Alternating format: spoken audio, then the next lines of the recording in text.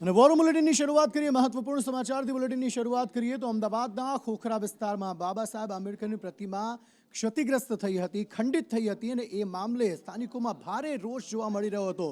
સ્થિતિ એવી હતી કે છેલ્લા કેટલાક દિવસોથી ત્યાં ધરણા કરવામાં આવી રહ્યા હતા અને જે આરોપીઓ છે તેમની તાત્કાલિક ધોરણે ધરપકડ કરવામાં આવે અને એ ધરપકડ બાદ તેમના વિરુદ્ધ કડકમાં કડક કાર્યવાહી કરવામાં આવે તેવી માંગ કરવામાં આવી હતી। તેવામાં પોલીસ દ્વારા હવે કાર્યવાહી પણ કરી લેવામાં આવી છે। 3 આરોપીઓની ધરપકડ કરી લેવામાં આવી છે। 3 આરોપીઓ કયા છે, શું કાર્યવાહી પોલીસ દ્વારા કરવામાં અત્યારે આવી રહી છે, સ્થાનિકોનું હવે આ મામલે શું કહેવું છે, આ સમગ્ર મામલે જયંતિ પાસેથી વધુ વિગતો મેળવીએ। જયંતિ, ખોખરામાં બાબા સાહેબની પ્રતિમાને ખંડિત કરવામાં આવી હતી, જેને લઈને ખૂબ જ રોષ ખોખરાવાસીઓ અને ગુજરાતના લોકોની અંદર હતો। જો કે ક્રાઇમ બ્રાન્ચે ત્વરિત રીતે અનેક લોકોની ધરપકડ કરી હતી, ત્યારબાદ વધુ 3 લોકોની પોલીસ દ્વારા ધરપકડ કરવામાં આવી છે, જેમાં ચેતન પરમાર, જયેશ ઠાકોર અને મુકેશ ઠાકોરની ધરપકડ થઈ છે। આ 3 જણની જે ધરપકડ કરવામાં આવી છે તે 3 જણ અલગ અલગ વિસ્તારોમાં છુપાતા ફરતા હતા। આખરે પોલીસ દ્વારા આજે 3 લોકોની ધરપકડ કરાઈ છે। જી આભાર। સમગ્ર માહિતી આપવા માટે 3ની પૂછપરછ કરવામાં આવશે કે આખરે શા માટે આ કૃત્યને તેમણે અંજામ આપ્યું, જેના કારણે સ્થાનિકોમાં ભારે રોષ જોવા મળ્યો। જો કે મૂર્તિ નવી જે છે ત્યાં મૂકી દેવામાં આવી છે, પરંતુ 3 જે આરોપીઓ છે તેમનું સરઘસ કાઢવામાં આવ્યું છે। આમ તો ગૃહ રાજ્યમંત્રીએ કહ્યું છે કે કોઈ પણ ચમરબંધીને છોડવામાં નહીં આવે, જો કાયદામાં નહીં રહો તો તમને ફાયદો નહીં થાય તેવું ગૃહ રાજ્યમંત્રીએ કહ્યું છે। અને એટલા જ માટે એવું પણ કહેવામાં આવ્યું છે કે હવે આ જે આરોપીઓ હશે તેમના વરઘોડા કાઢવામાં આવશે અને એવું થઈ પણ રહ્યું છે। રાજ્યમાં અલગ અલગ જગ્યાએ જ્યાં પણ આવા આરોપીઓ પકડાય રહ્યા છે તેમાં રીતસર સ્થાનિકોની વચ્ચે એ જ રસ્તા ઉપર તેમનું સરઘસ કાઢવામાં આવી રહ્યું છે, જેથી લોકોમાંથી તેમના પ્રત્યેનો જે ડર છે તે ઓછો કરી શકાય।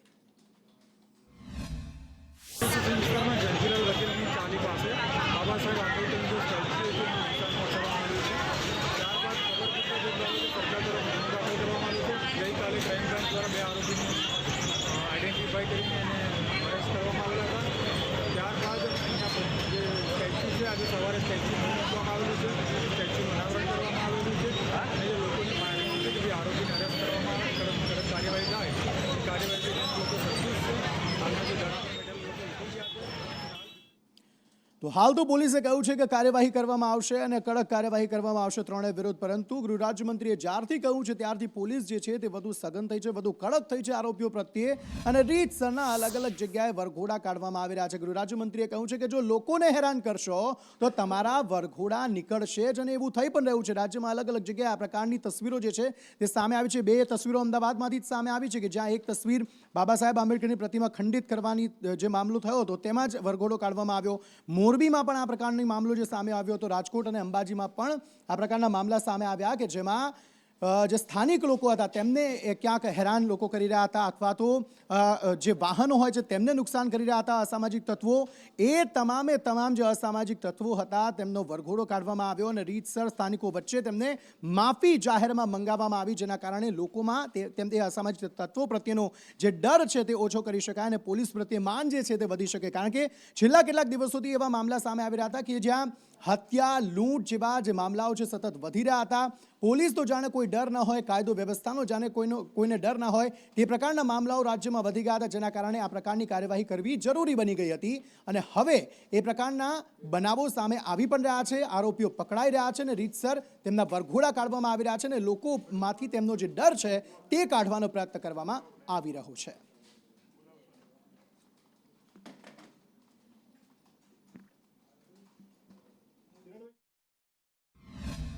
આમોદમાં બનેલી 72 વર્ષની મહિલાની ઉપર જે બળાત્કારનો ગુનો નોંધાયો હતો અને જે આરોપીને આમોદ પોલીસે ગણતરીના કલાકમાં પકડી લીધો હતો અને તેને તપાસના કામે હાલ આમોદના મુખ્ય બજારમાંથી એને લઈને નીકળી રહ્યા છે। ત્યારે આમોદ પોલીસે ઘટના સ્થળે આરોપીને લઈ જઈને તેનું રિકન્સ્ટ્રક્શન પણ કરવામાં આવ્યું હતું। હાલ આમોદ પોલીસ સ્ટેશનના પીઆઈ BR કરમટિયા સાહેબ સહિત તેમને મોટી સંખ્યામાં કાફલો તમે જોઈ રહ્યા છો કે આરોપી જે છે તેની શાન પોલીસે ઠેકાણે લાવી છે અને તેનું ઉપર જે કંઈ પોલીસ તરફથી કાર્યવાહી કરવામાં આવશે તે પોલીસ સખ્ત અને ચુસ્ત કાયદાકીય કલમોના આધારે તેની તપાસ કરશે અને આરોપીને સખતમાં સખત સજા થાય તેવા તમામ પ્રકારના પ્રયત્નો કરી એની ઉપર સખ્ત સજા કરવામાં આવશે। રફીક મલેક, સંદેશ ન્યૂઝ, આમોદ।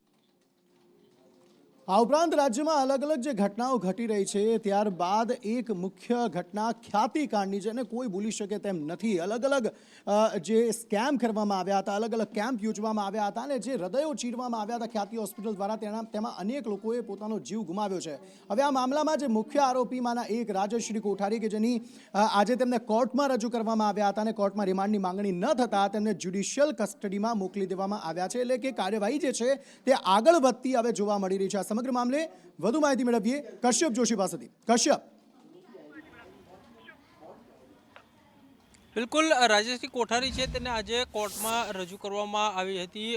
ગ્રામ્ય કોર્ટ છે તેમાં તેને ક્રાઇમ બ્રાન્ચની ટીમ છે તે લઈને આવી હતી. તેના રિમાન્ડ માંગવામાં આવ્યા હતા અને રિમાન્ડ પૂર્ણ થતાં આજે તેને કોર્ટમાં રજૂ કરવામાં આવી હતી. પોલીસ દ્વારા આ અંગે તપાસ જે છે તે પૂર્ણ કરી લેવામાં આવી છે અને તેના વધુ રિમાન્ડની માંગણી પોલીસ દ્વારા કરવામાં આવી નહોતી ને ત્યારબાદ કોર્ટ છે તેના દ્વારા આરોપી રાજશ્રી કોઠારી છે તેને જ્યુડિશિયલ કસ્ટડીમાં મોકલવામાં આવી છે. ખ્યાતિકાંડ જે સર્જાયો હતો અને તેના જે આરોપીઓ છે તેના મુખ્ય આરોપીઓ પૈકીની એક આરોપી એટલે કે રાજશ્રી કોઠારી અને તેણે આગોતરા જામીન અરજી કરી હતી અને કોર્ટ દ્વારા આ આગોતરા અરજી જે છે તે ફગાવવામાં આવી હતી. ત્યારબાદ ક્રાઇમ બ્રાન્ચ દ્વારા તેની ધરપકડ કરાઈ હતી અને રિમાન્ડની માંગણી કરી અને તપાસ જે છે તે ચલાવવામાં આવી હતી. રિમાન્ડ પૂર્ણ થતાં આજે કોર્ટમાં રજૂ કરવામાં આવીને કોર્ટે જ્યુડિશિયલ કસ્ટડીમાં આરોપીને મોકલી છે.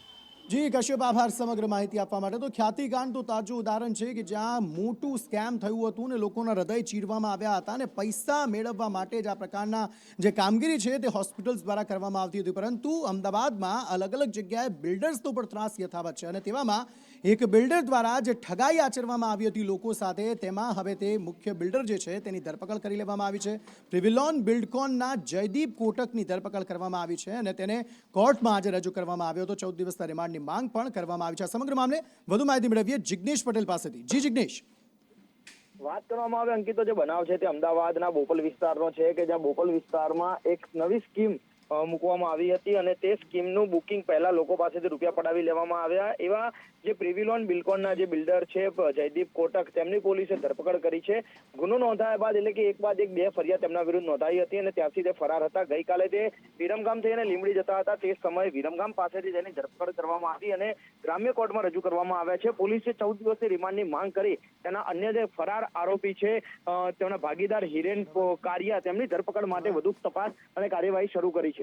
સમાચારો તરફ આગળ વાત કરીએ છીએ. થોડા સમય પહેલા જ આપણે જે અલગ અલગ વરઘોડાના દ્રશ્યો બતાવ્યા કે જ્યાં આરોપીઓને વરઘોડો કાઢવામાં આવ્યો હતો અને સ્થાનિકોમાંથી તેમનો ડર દૂર થાય તેવા પ્રયત્નો કરવામાં આવ્યા હતા. તેની વચ્ચે એક મહત્વપૂર્ણ સમાચાર એ મળી રહ્યા છે કે અમદાવાદના ફતેવાડી વિસ્તારમાં એક હત્યાનો બનાવ બન્યો હતો. હવે આ હત્યાની ઘટના બાદ તે આરોપીઓની ઉપર પણ કાર્યવાહી થઈ છે અને તેમને પણ આ જ રીતે અહીંયા વરઘોડો કાઢવામાં આવ્યો છે અને સ્થાનિકોમાંથી તેમનો જે ડર છે તે દૂર કરવાનો પ્રયત્ન કરવામાં આવી રહ્યો છે. આ સમગ્ર મામલે વધુ માહિતી મેળવીએ જિગ્નેશ પટેલ પાસેથી. જિગ્નેશ, વાત કરવામાં આવી અંકિત, તો જે બનાવ છે તે ફતેવાડી વિસ્તારનો છે કે જ્યાં ધંધાકીય અદાવતમાં હુમલો કરવામાં આવ્યો હતો અને તે હુમલાની અંદર એક વ્યક્તિનું મૃત્યુ થયું હતું તો અન્ય જે 2-3 લોકો છે તે ઘાયલ થયા હતા. જે મામલે પોલીસે અલગ અલગ ક્રોસ ફરિયાદ નોંધી હતી. કુલ 9 આરોપીઓ વિરુદ્ધ આ ગુનો નોંધવામાં આવ્યો હતો. તે 9 આરોપીઓ વિરુદ્ધ ફરિયાદમાં પોલીસે 5 આરોપીઓની ધરપકડ કરી હતી અને 5એને ઘટના સ્થળે એટલે કે જે બનાવ બન્યો હતો ફતેવાડી ની જે મસ્જિદ પાસે ત્યાં લઈ જઈને રિકન્સ્ટ્રક્શન કરાવ્યું હતું અને સાથે જ કાયદાનું પણ ભાન કરાવવામાં આવ્યું હતું.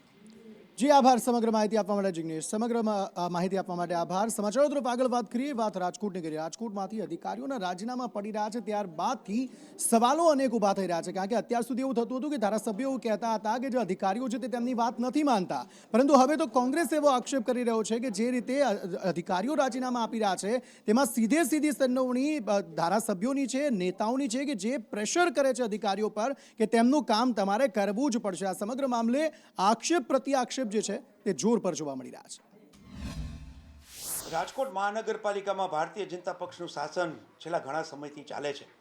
ભારતીય જનતા પક્ષના શાસનના કોર્પોરેટરો એના અધિકારીઓને જે રીતે દબાવીને, જે રીતે બીવડાવીને પોતાના અનુકૂળ કામ કરવાનો પ્રયાસ કરે છે, એના ભાગરૂપે કર્મચારીઓ, અધિકારીઓ એમાં ભયનું વાતાવરણ ચોક્કસ હોય એવું લાગે. ભૂતકાળમાં કોન્ટ્રાક્ટરો, અધિકારીઓ અને ચૂંટાયેલી પાંખના લોકો એ લોકોએ સંયુક્ત રીતે જે ભ્રષ્ટાચારો કર્યા છે એ ભ્રષ્ટાચાર બહાર આવવાની સંભાવના અધિકારીઓને પણ દેખાતી હશે. કોર્પોરેટર અને પદાધિકારીઓ તો સમયાંતરે 2-2.5 વર્ષે બદલાઈ જાય, પરંતુ અધિકારીઓની ક્યાંક સીધી જવાબદારી થતી હોય એમાંથી છટકવાના ભાગરૂપે અધિકારીઓ ભાગે છે એવું કહેવાય. રાજકોટ મહાનગરપાલિકાની અંદર ટીઆરપી કાંડ પછી ઘણા બધા અધિકારીઓએ રાજીનામા આપ્યા છે, એ બાબત સાથે હું સહમત છું. પણ રાજીનામું આપ્યો એની પાછળના કારણો અનેક હોઈ શકે. એના વ્યક્તિગત કારણો પણ હોઈ શકે, એમની વ્યક્તિગત કૌટુંબિક જવાબદારીનું કારણ પણ હોઈ શકે, વધુ પડતું કામનું ભારણ પણ હોઈ શકે, અથવા અન્ય કોઈ જવાબદારીને કારણે પણ રાજીનામું આપ્યું હોય એવું માનવાનું મારું કારણ છે. મહાનગરપાલિકામાં કોઈ પદાધિકારીને છાવરવા માટે અથવા ભયના ઓથાર નીચે કામ કરતાં કરતાં બીકને કારણે કોઈ અધિકારીએ રાજીનામું આપ્યું હોય એવું આજ સુધીમાં શક્ય નથી. એક તરફ જો એવું છે કે કામ યોગ્ય રીતે નથી કર્યું અને તેમણે રાજીનામું આપ્યું છે ત્યાં સુધી તો બરાબર છે, પરંતુ શું કોઈ નેતાના પ્રેશરથી કોઈ અધિકારી રાજીનામું આપી શકે ખરા? મયુર પાસેથી આંગે વધુ વિગતો મેળવીએ. મયુર,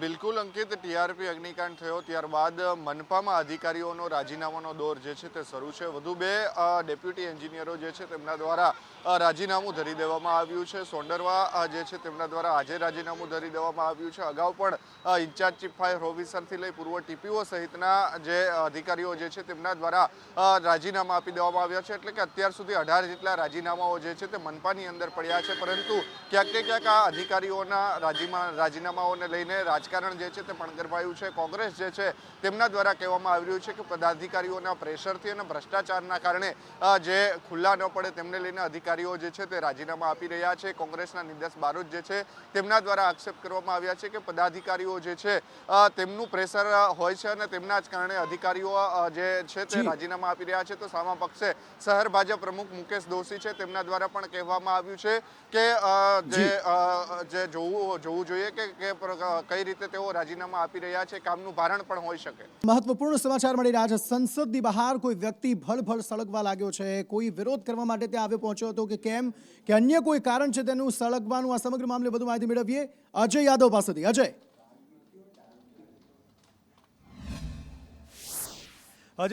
अंकित, सबसे पहले मैं आपको लोकेशन के बारे में समझा दूं. ये सामने आप देख सकते हैं, ये नई संसद है जो कि ठीक रेल भवन के सामने है. और कैमरामैन से कहूंगा कि थोड़ा रेल भवन को भी दिखाएं. सामने आप देख सकते हैं कि रेल भवन है और उसी रेल भवन के ठीक सामने थोड़ा कैमरामैन पैन करके दिखाएं, ये केंद्रीय सचिवालय का जो मेट्रो स्टेशन है उसका गार्डन है.